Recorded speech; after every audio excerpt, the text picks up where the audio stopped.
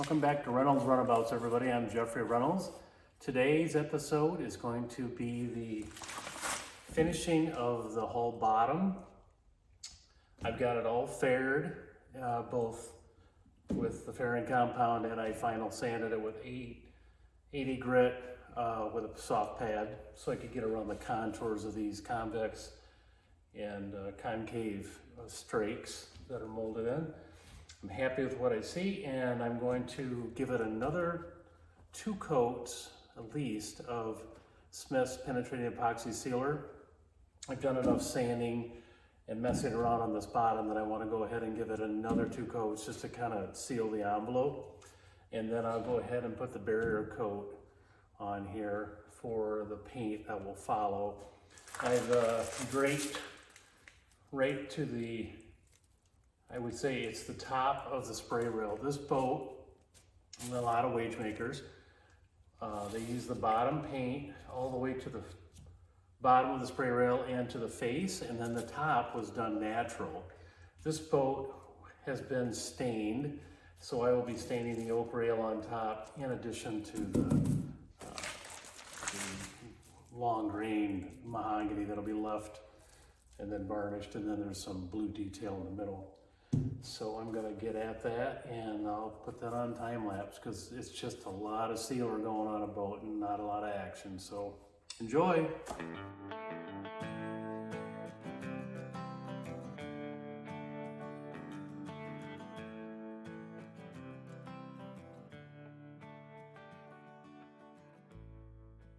I have prepared the bottom of the boat to receive the Pettit Total Protect 2-part epoxy system.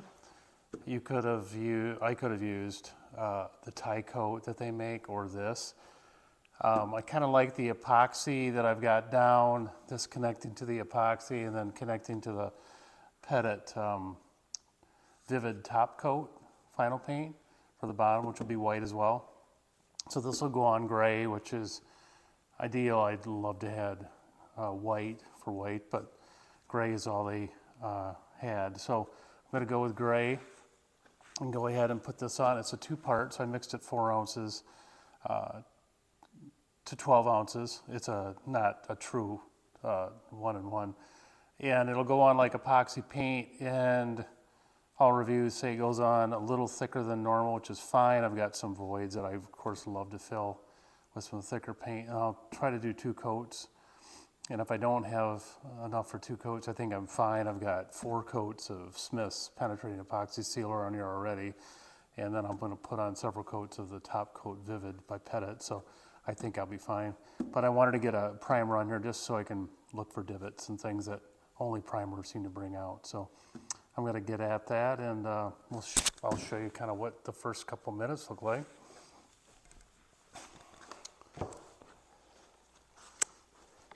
So what I did is I just mixed it in my, a cup, and I'm going to use a foam brush. I can already tell it's a little thick, which is fine. Most primers are. I'm just going to start with the keel. What I did, I mixed this, and you have to give it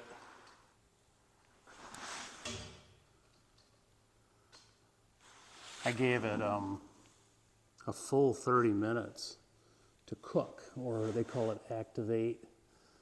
And went ahead and just did that and did some prep work. It's going on really nice.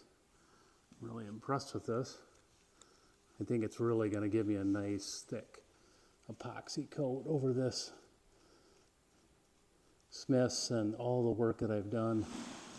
I don't see too many problems yet. So I'm going to keep working on this and have a couple hours probably of just putting it on nice and smooth and see what happens. I've finished the starboard side of the hull bottom, and I really like working with this primer. At the end it got a little thick. I kept stirring it. And I think the next time I'm going to use a bigger pot with a wider bottom epoxy has a tendency to kick faster in a tight area because it's deeper, so the heat. I didn't notice any heat in the cup, but it does have a tendency to kick faster if you don't have it in a flat pan, for instance, like with a roller. I usually do that. So just a little heads up. I use foam brushes, which worked out well. I went through 6. What happens is they get loaded with paint, and then they just, if you know anything about foam, they just get floppy. It does it with varnish, it does it with everything. So, but I wanted a smooth finish. I might try an epoxy tolerant brush on the port side just to see if the differences are there, and it took me 2 hours. So I was okay with that. It, like all primers, it shows some issues, you know, little pocks that I missed and dents that I'll go over with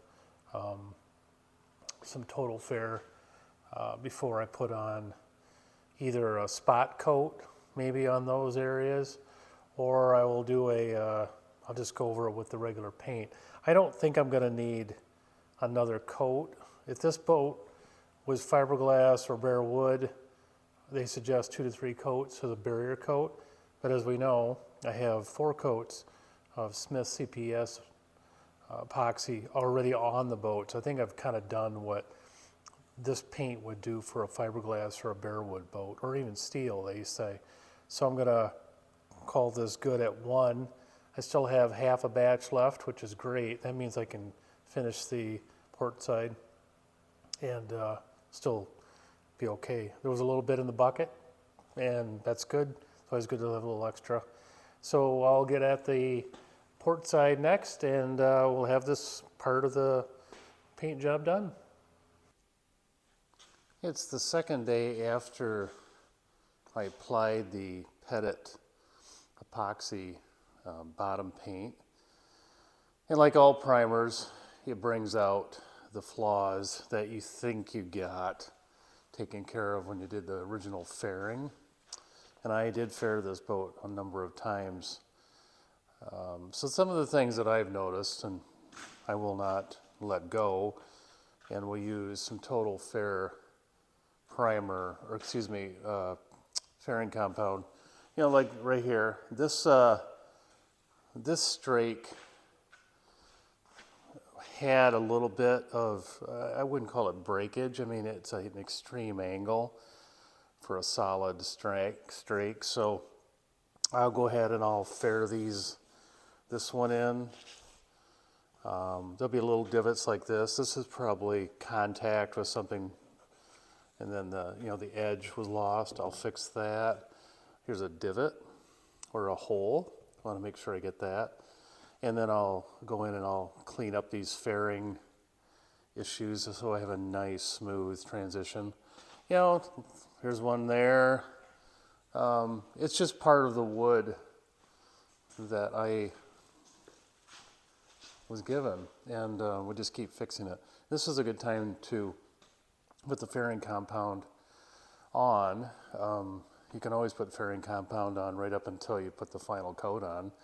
I will not put another coat of barrier coat primer. I don't think it's worth it.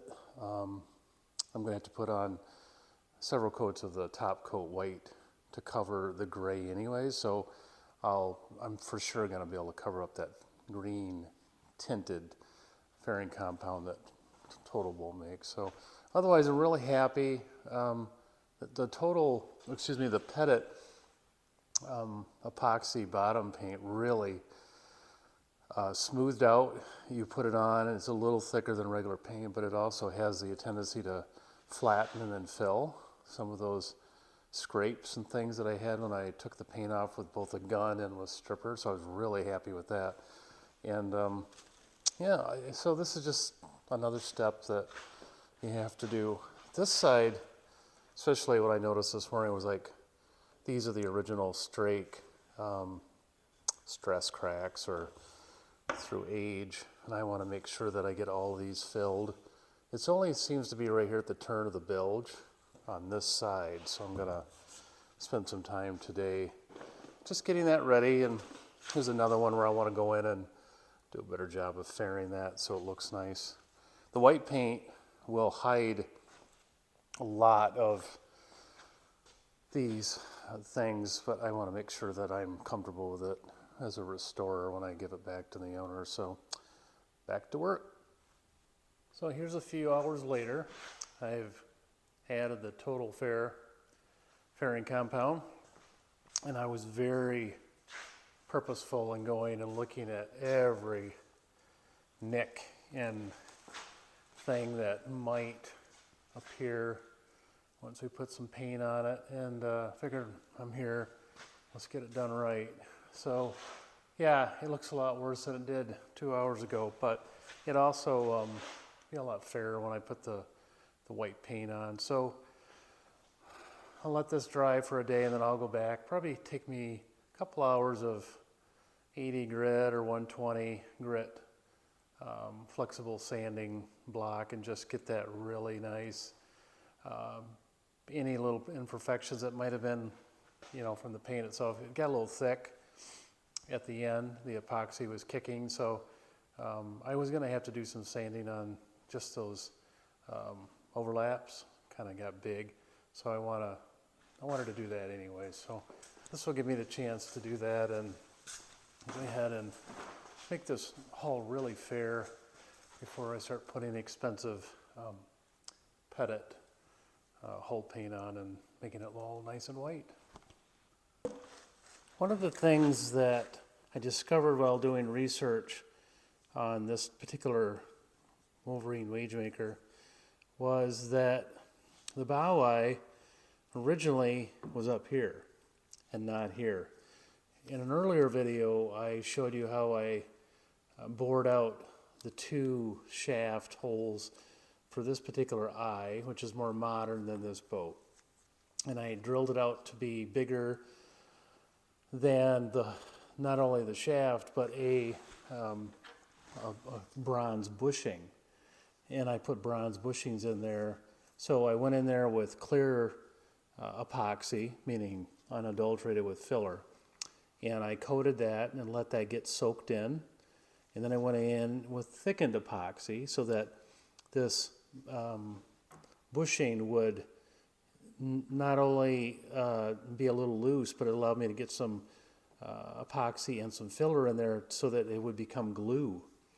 And then I put it in there and I let it sit, and then it became hard. So this is here as well. Since then, of course, I found out that this, after stripping the paint and the varnish, I found the original hole was down here. Brochure photos also verified that this is where it really belongs and not below the waterline, which didn't make any sense anyway. This bow eye has been very valuable in allowing me to work on the boat. So that said, I will go ahead and put in a bushing for the original bow eye, and even though the original bow eye was missing, I found a period correct bow eye for this boat that will go into the bow, so the owner will have the original, or have a accurate bow eye for this boat, and of course reduce chances of water infiltration. So after I got that, I found a bronze bushing that was appropriate for the shaft, and then I bored this out so it's a little bit loose. And now I put tape on the back side so it won't drip into the boat, and I'm just going to slather that in there with my 1-inch chip brush, and I can clean this up later. This still has to be final sanded, primed, and so it'll give me an opportunity. And then it's covered with a little triangle piece, and then this has, which is just 1/2-inch oval that you can get from West Marine or Taco Metal. I'll put a new piece in so that it goes there, skips it, then down to the foot of the keel. So we'll have a good looking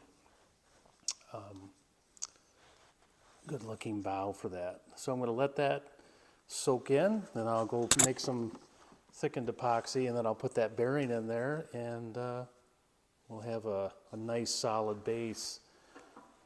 This bearing will be too big on the shaft, so it'll be a little loose, but I'm going to put 5200 from 3M adhesive in there, and that will then, you can be able to take it out if something ever happens, but it'll give it a watertight seal, and it'll be a whole lot easier to remove than like maybe 5200. So here's my peanut butter consistency Total Bolt resin with the milled fiber that they sell,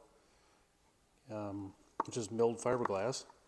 Gives you that bond that you want, but allows you to mix without having strands. So what I'll do is I'll take my, my silicone bronze bushing, and I've got all this good goop in here soaking into the wood, which is what I want.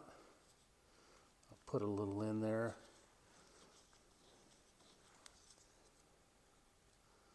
Get that nice and slathered, but I'll also put it on the bushing because I want that bushing to be coated in this really good thick resin. I've cleaned this with acetone to get any sort of machine oil on that would have came from the manufacturer. That way I know I've got really good.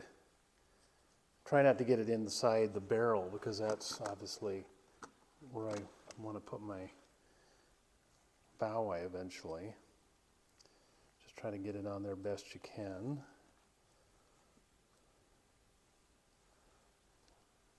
And I know this is going to squeeze out, and I'll clean it up. And I just kind of rotate it in there to try to take some of that thickened epoxy with it.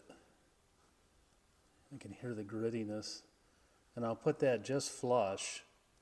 That eye has a flat foot on it that allows, and it has little spikes, if you want to call them, that will dig into that wood. And that's how I knew that this was the right eye. Here's the two spike shadows, and then there's the shaft, and then I looked at the brochure, and that became obvious. So I'll let that cook, and then I will go again. One of the last things I do to this boat is put on the hardware. I will put 4200 by 3M, and I'll put that in there, and then I'll sit that, and then I'll tighten it down from the inside with its washer and bronze nut, and there's a block back there as well, which gives it a really good base to pull. And this will look original, and it will be much safer than below the water line like this one. And then this one I will pull out just before I turn it with my gantry cranes. I will take this out and do the same repair, but fill those bronze fasteners. So it'll always be there, maybe for future repairs if anybody need it, but I will cosmetically fill those back in, and then it won't be there to bother anybody. So I've completed the Edie Grit paper sanding of the first coat of anti-fouling paint / epoxy that I put on. As I said before, I really liked how it filled in a lot of the grain and divots that are left from an old boat that has been scraped, heated and scraped. So now I'm going to put on the Pettit Vivid. This is a hard anti-fouling paint. It'll be a little duller than Bright Side, but it'll be hard. It'll be good for trailer storage is what the owner's going to do, in addition to dipping it when she's using it. And I'm going to go with the white, which is traditionally what was on this boat, and it matches up to what I found. And I first cleaned the whole hull with the Pettit 120 brushing thinner. And that's just to get all the dust. Even though I vacuumed it very well, I still had lots of dust. And I just kept wiping and wiping back and forth on the strakes until they were clean. So I'm good to go. And I'm just going to start putting the paint on like I did with the original epoxy coat, barrier coat. And I'm hoping to get 3 coats out of this can. We'll see. And then I'll make a decision on whether it's covered up the gray and the fairing compound enough where maybe I'll buy another can. We'll see. So I'm going to get at that. So this is 12 hours after I've got the second coat of the Pettit Vivid Hard Racing bottom paint from front to stern. I thinned up the paint a little bit more this time and used a brush and found it a whole lot easier to work with. The brush has a little more stiffness to it that the foam brushes I was using just didn't have the pull that I wanted. I also discovered with this Pettit that you really need to keep moving and keep that wet edge, and then it's really fun to work with. So I've got to do probably just a light sand with 80, meaning just running my hand down with it on the sticky paper and just knocking off any little dust, nodules or things that I might have left, and maybe a few brush marks for the overlaps. And then I'll get coat number 3 and maybe 4 on it and call it good. And then I'll be able to start working on the sides and then the detail blue paint. I've completed the third coat of the Pettit Vivid Antifouling paint, which is a hard racing. Because it's going to be on a trailer and I want it to look smooth and a little bit shiny, I'm glad I chose this. Like I said in the other segment, you got to keep the thinner in it and keep it moving and use a brush.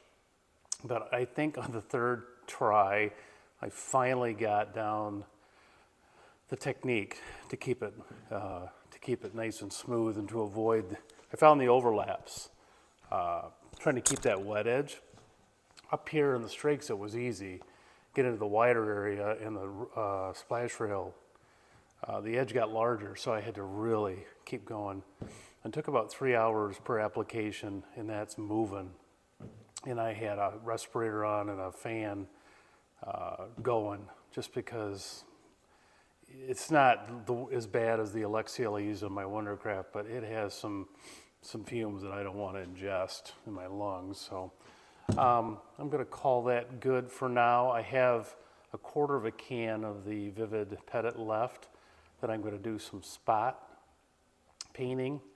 Some of the spots that I kept working with my paper through layer 2, so I still have some dark spots. And then I'm going to go ahead and put a 4th coat on for sure. Even the areas where I didn't sand it, I find it a little bit light. I can kind of see some darkness, and I want to just make sure that I have that 4th coat on after I do the spot painting. That should be good. And then I can always give the can to the owner and she can use it for, future maintenance. So I'm going to call this segment to an end. Thank you for tuning in. I hope we find it both educational and entertaining. The next step will be for me to start to work on the sides more diligently with varnish and then the blue paint back here. If you're enjoying the video series, please hit the subscribe button. If you find it really entertaining and valuable, please hit the like button. It's always nice to see some super positive feedback from things like that. And if you have any questions, please put them in the comment line, and I will see you in a couple weeks.